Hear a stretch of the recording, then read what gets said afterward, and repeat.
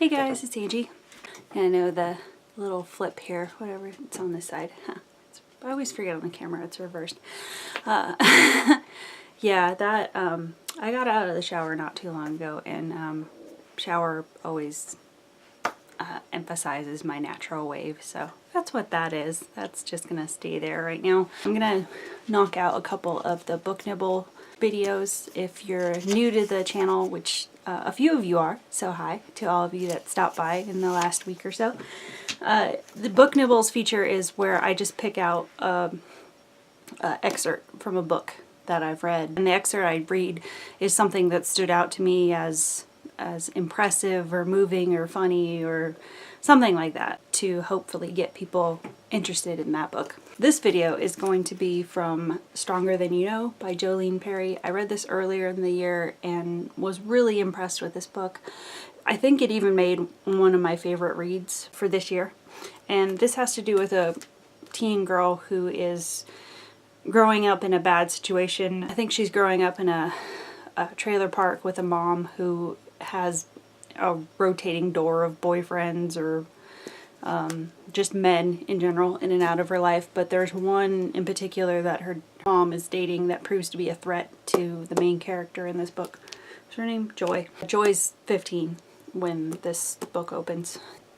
It gets to the point where Joy is taken by social services and placed with her aunt and uncle, and I think Joy's mom is even arrested for her part in things that happen to Joy. Won't tell you what they are because that's for Joy to reveal to the reader throughout the story, little by little. Joy doesn't tell anybody immediately what happened to her. She just kind of hints at it through most of the book until you get near the end, and then she tells you everything.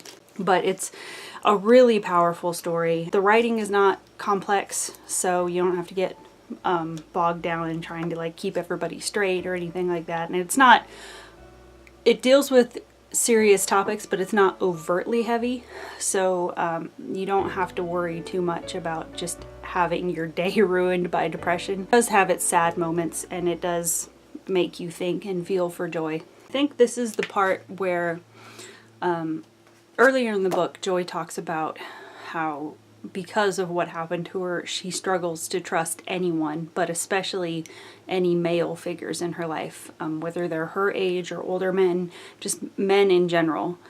Anyone of the male sex she gets really tense around because of things that happen to her. But there is one guy in the story that is her age that goes to her school. I don't remember if they're in the same grade, but I think if they're not, they're only like a grade apart. But I think in the story they have classes together. But this guy is also like a neighbor to her. He lives down the street, and he sees something in her that he's curious about. Not in like a dark way. He honestly sees something like, you know, she could use a friend kind of thing. Not like he stalks her or something. He honestly wants to be a good friend to her and wants her to open up and, you know, stop looking at the ground, but the light she puts out rather than what people have done to her. And so throughout the story, he tries to build a friendship with her little by little, but he doesn't push it, which I really liked that Jolene Perry made a male character that's not like, you know, you need to snap out of it.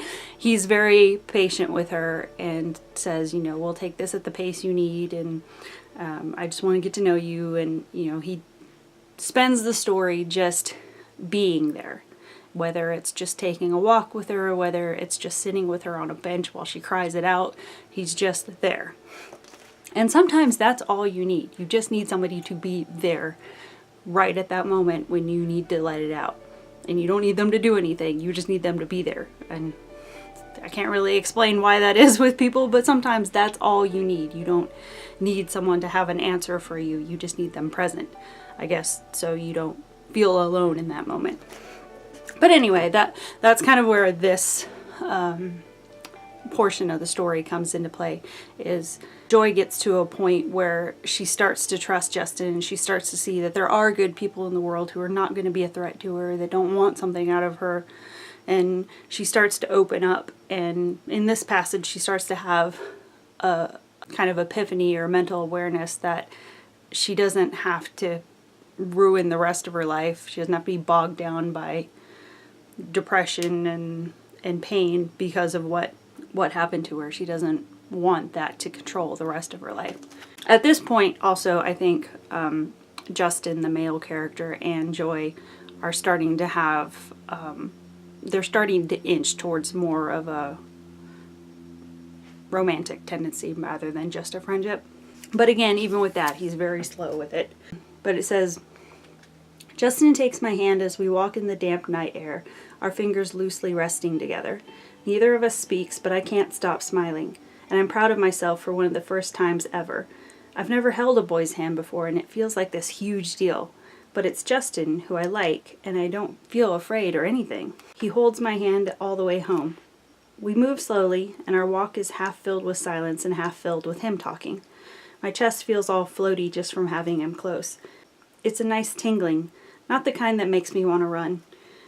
Our eyes catch often, sending butterflies racing through my insides.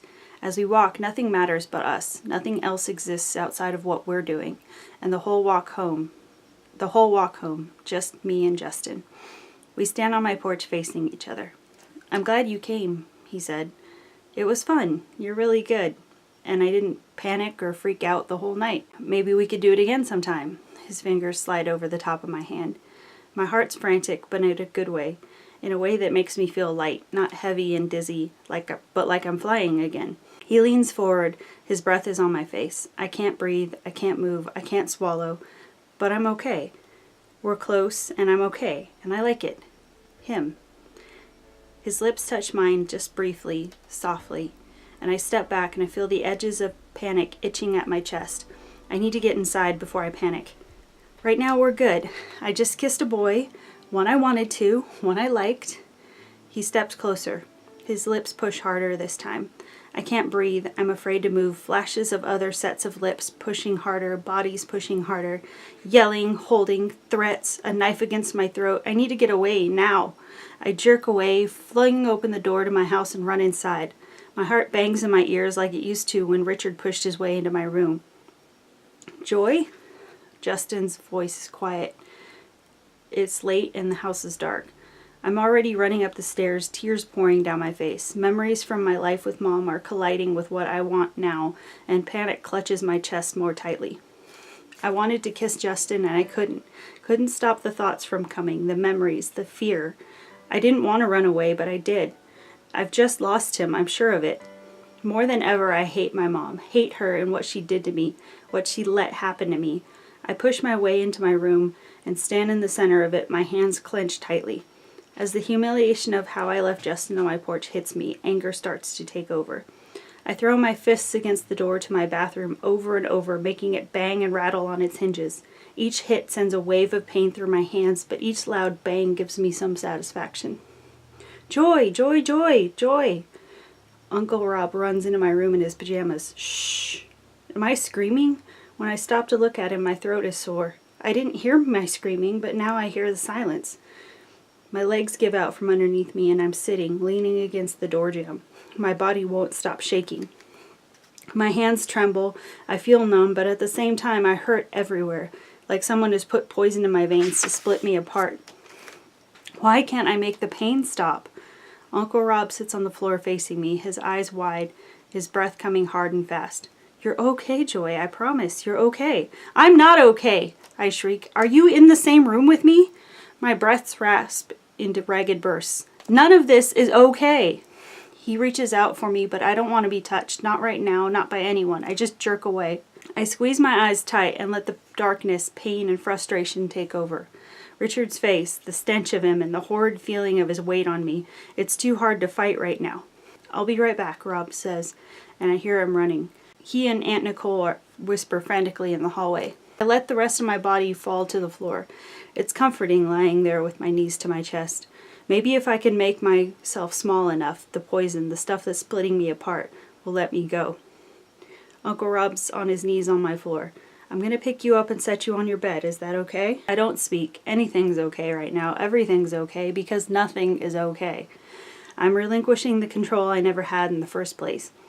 His arms carefully scoop me up and he carries me to my bed.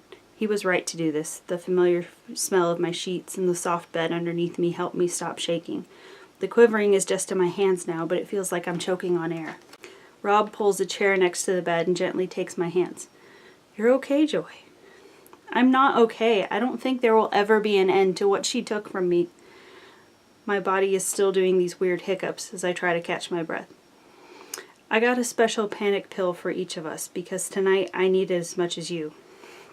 He stuffs a white pill in his mouth and takes a long swallow of water. Yeah, like this is totally normal, right? I take a pill from him and slide it into my mouth, washing it down with the same water. Everyone has a different normal, Joy. I tighten my arms around my chest, and for the first time I'm so grateful for what the pills do to me, for taking the poison away just long enough until I can push it away on my own. I'm already swimming and my body's relaxed, but my chest hurts from Justin, from how I ran away from him. There are still tears on my face. How do I make this better? How do I? Uncle Rob asks. You're sharing in my crazy, that's enough. I close my eyes and will myself to go to sleep. Uncle Rob's hand squeezes mine. And this is what a parent should be, this comfort and sense of strength. I deserved better. My mom will never get another piece of me, ever. So that's it for this one of Book Nibbles. I know it was kind of an intense passage, but it was a powerful one. And like I said, this one, I believe, made my list of one of my favorite books I've read this year, and it's super short. So I would definitely recommend this one if you liked this passage. And we'll see you in the next episode, I guess, of Book Nibbles. Thanks for watching, guys. Bye.